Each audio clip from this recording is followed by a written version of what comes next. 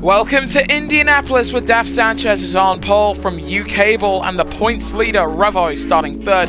From the man second and third in points is the two Amlin Aguirres. Babinis Jr. is sixth from Charles Hernandez and Linus Eriksson. Nico Palomino starts ninth from Ewa Puff and Zygmunt. Remy LeBeau is 12th from Carlos Kynes and Marcus Nelson for Andretti Autosport. Following him, Andretti Autosport's champion Ocampo from the Red Devil and your boy. Daniel Bogdasarov is 18th from Artful Catfish, and David 12th in his back row of Ezra and you.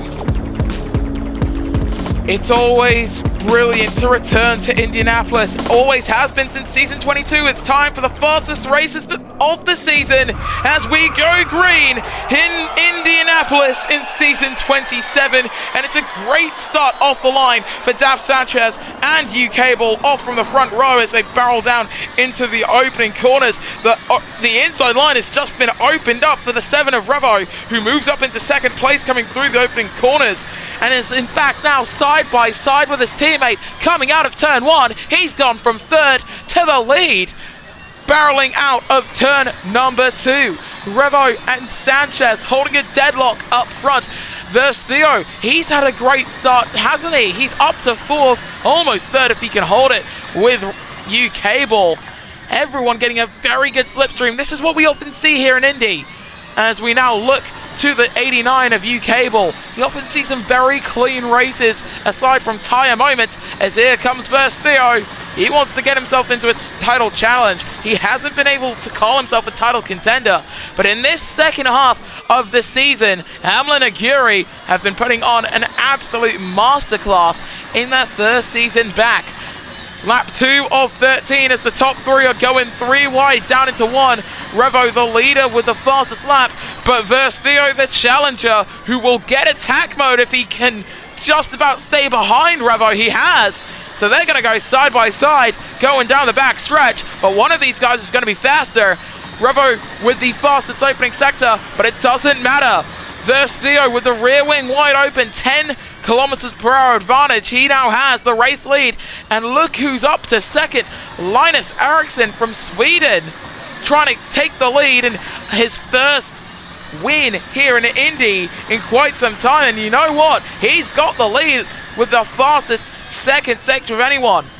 Linus Eriksson at the end of lap 2, your race leader. As Daf Sanchez from pole is looking to take it back, but look at the softs. You rarely ever see this here in Indy, as the fastest lap is now a 58 dead from Oinkro Ezra, who's had a relatively good start moving up to 19th place. David 12th and Artful Catfish making up the rear of the field right now as it stands.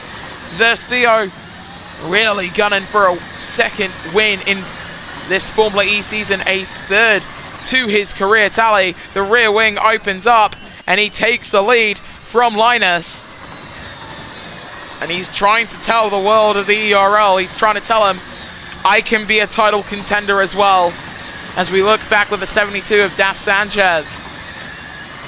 That hyperdrive racing machine with the 7 at points this season has looked like it's been on rails, but at the fastest race of the season, not so much, as Oinkro Ezra, the man with the fastest lap, has dropped off the back of the pack, and you can see why. It's a rear puncture for the number 47. Charles Hernandez now leads this race as many drivers have come into the pits. It's a sandwich of the 2 Dragon Racing drivers who now are at opposite ends of the track. The field will not catch Oinkro Ezra, we don't believe, because while yes, these guys hurtling around at 300 kilometers per hour, this is a roughly 5-mile circuit. 5-kilometer circuit rather. It is a very long lap around here. That's why under normal conditions it's got the same amount of laps as Italy does, as side by side for Hernandez and Revo dueling over the race lead. Hernandez challenged it, but it wasn't good enough to hold on to it, as Babinis Jr. just ran into the back of the tied driver. So that's a 5-second time penalty for the Romanian.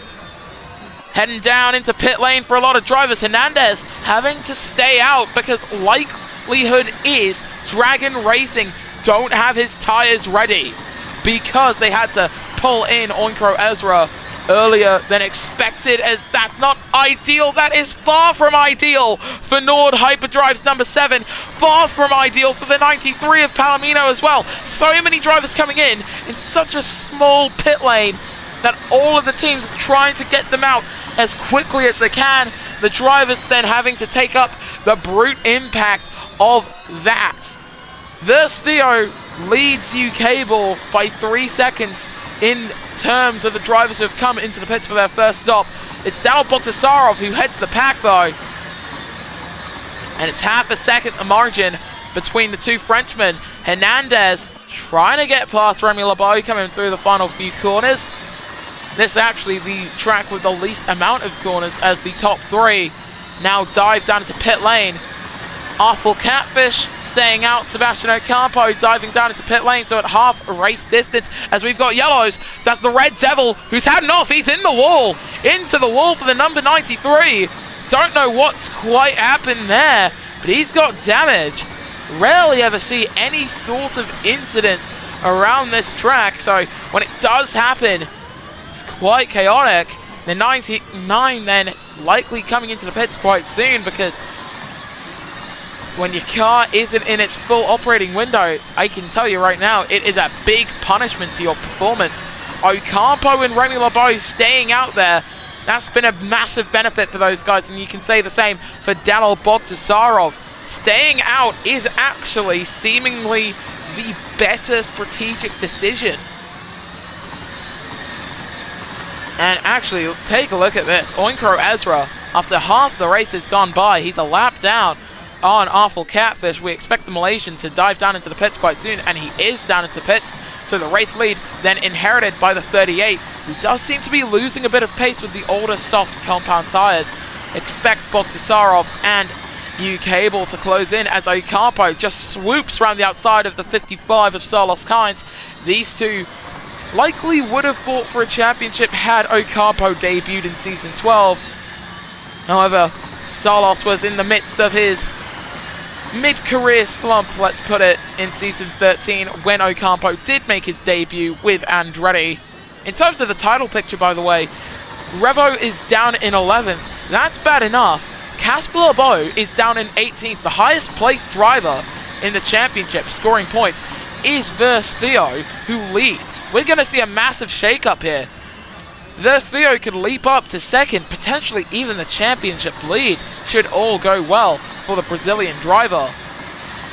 Bogdasarov in that 97 Edam's Renault, chasing him down for a first win in quite some time, for not just him, but for the Edam's Renault team itself. He's been the French Marque's major shining star more than anything, as in comes that 38.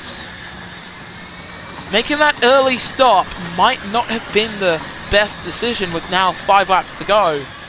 The good news is, if he goes on to the hards, he can make it to the end.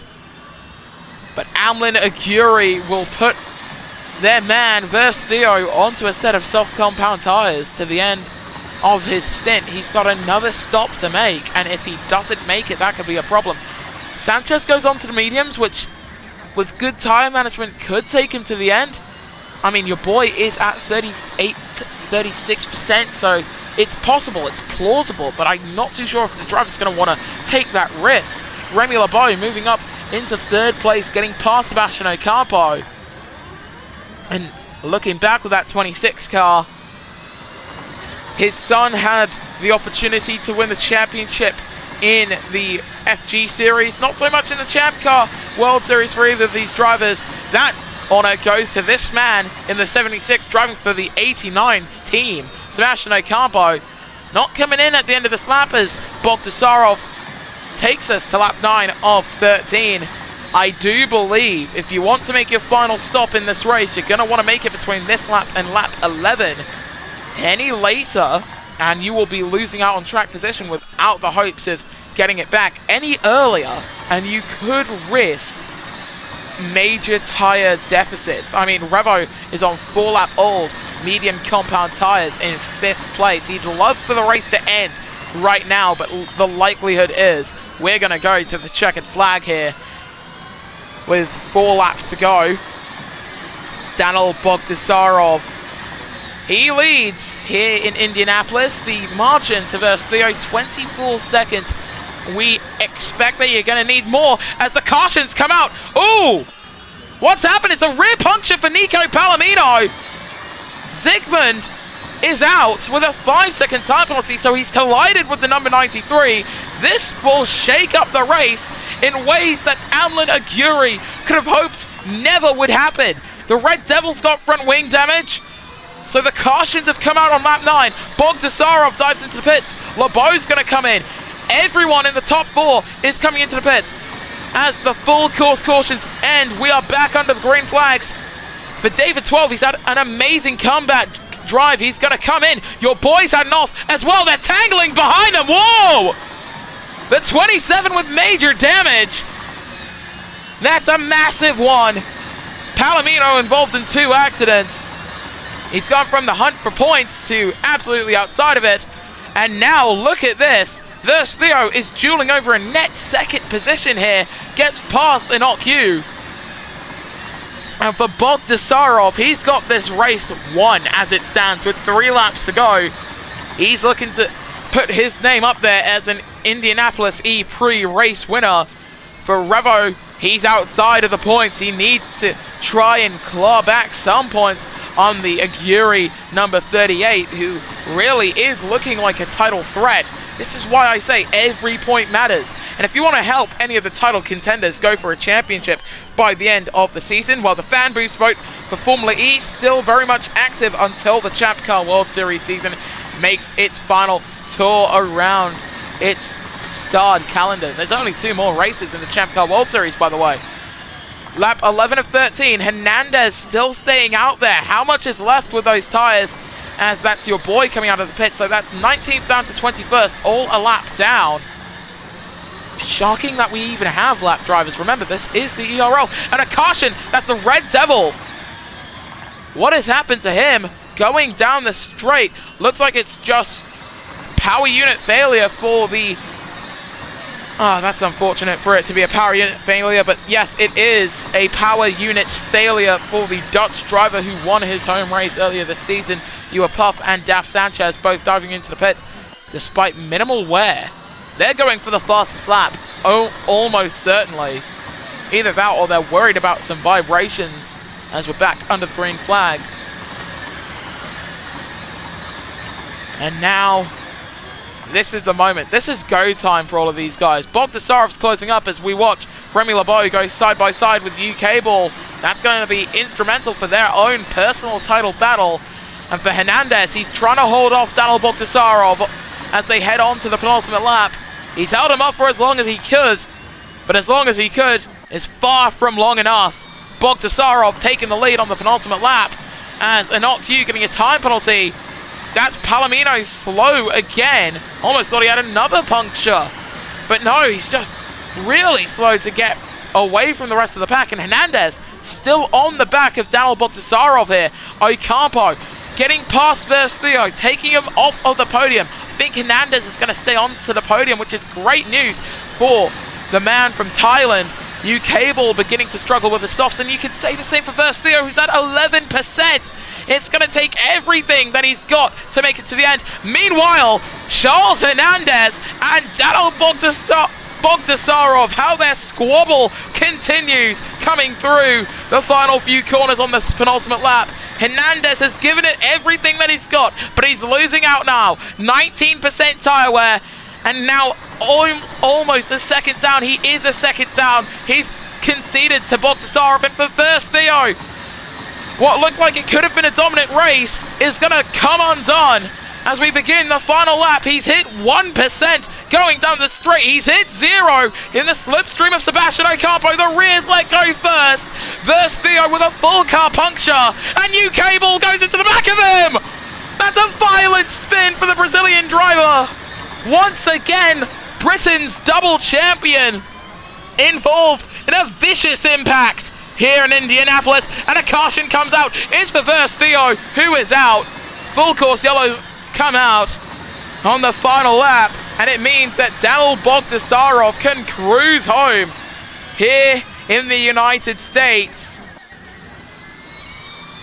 Honestly, what a final lap, honestly.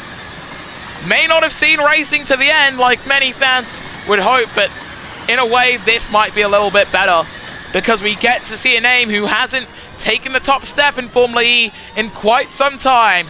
Rounding the final corners here in Indianapolis, 3 seconds in front of the man in second. It's Daniil Bogdasarov, king of Indianapolis.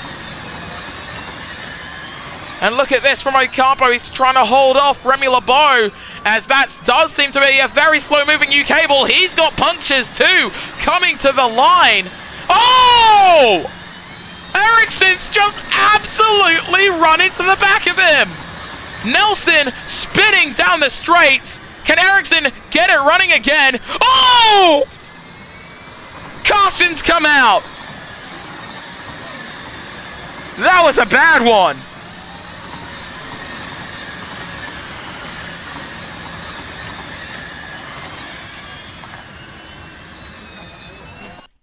Here is your podium.